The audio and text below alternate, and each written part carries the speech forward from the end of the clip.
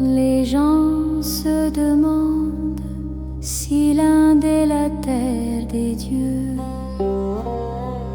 car dans tant de temples, ils prient devant tant de statues, mais leurs yeux n'ont pas encore pu voir la vérité.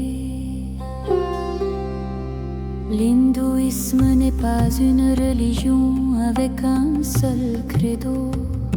Ces vérités sont infinies, ouvertes comme le ciel.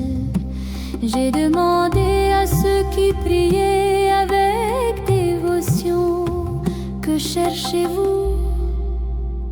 Et ils m'ont répondu: à la recherche des dieux de l'Inde nous marchons. Ils ne sont pas des êtres omnipotents, ni des seigneurs qui gouvernent. Ce sont des amis qui partagent la joie et la peine. Nous ne les vénérons pas, ils nous plaisent simplement. À l'aube, les gens leur offrent de la nourriture, parfois même en la plaçant doucement dans leur bouche. Les baigner, les habiller avec soin. Ils n'attendent aucune récompense ni bonne fortune.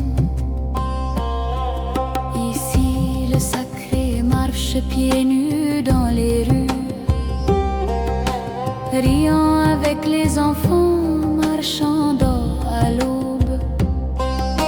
Si le divin habite quelque part, il vit dans cette proximité si humaine, si chaleureuse. Les dieux de l'Inde ne sont ni parfaits ni purs. Ils sont comme des humains, ils aiment, jalousent et échouent. Un amour dévoué comme celui de Mère Teresa, où l'ingéniosité d'un voleur devient divine. Ils racontent des histoires de dieux qui perdent leur chemin, qui trébuchent, se disputent et pleurent sous la pluie. Dans leurs défauts, les gens trouvent leur propre visage et s'inclinent non par peur, mais en reconnaissance silencieuse. À la recherche des dieux de l'Inde nous marchons. Ils ne sont pas des êtres omnipotents, ni des seigneurs qui gouvernent. Ce sont des amis qui partagent la joie et la peine. Nous ne les vénérons pas, ils nous plaisent simplement. Les dieux ne sont que le reflet de la nature humaine, comme les artistes que nous admirons tant. En passant près de nous, les saluons et disons: puissiez-vous passer une bonne journée sans problème.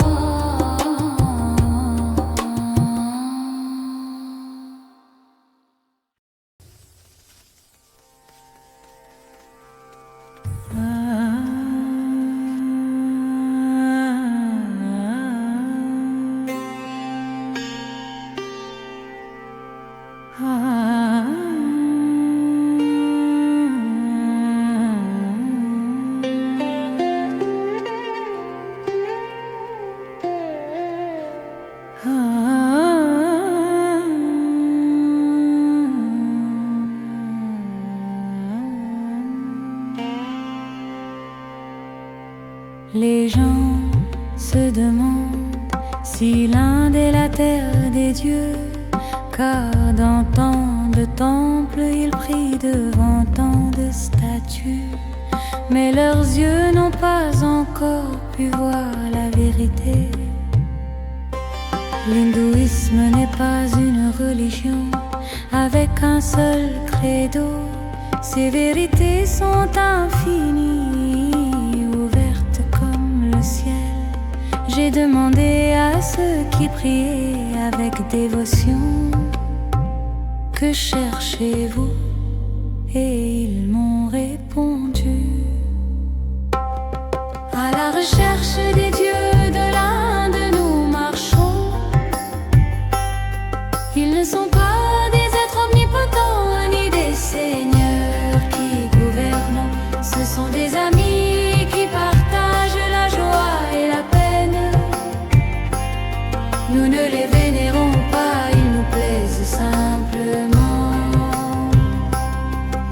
À l'aube, les gens leur offrent de la nourriture, parfois même en la plaçant doucement dans leur bouche. Des beignets et les habiller avec soin. Ils n'attendent aucune récompense ni bonne fortune. Ici, le sacré marche pieds nus dans les rues, riant avec les enfants, marchandant à l'aube. Si le divin habite quelque part,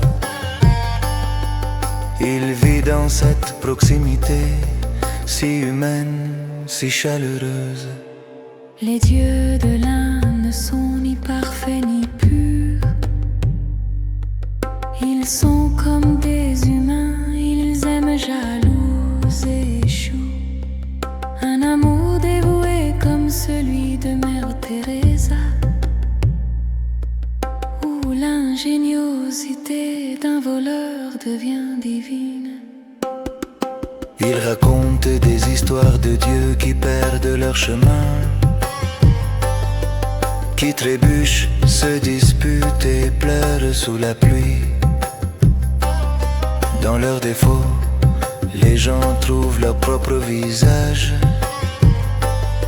et s'inclinent non par peur, mais en reconnaissance silencieuse. À la recherche des dieux de l'Inde nous marchons. Ils ne sont pas des êtres omnipotents ni des seigneurs qui gouvernent. Ce sont des amis qui partagent la joie et la peine. Nous ne les vénérons pas, ils nous plaisent simplement. Les dieux ne sont que le reflet de la nature humaine, comme les artistes que nous admirons tant.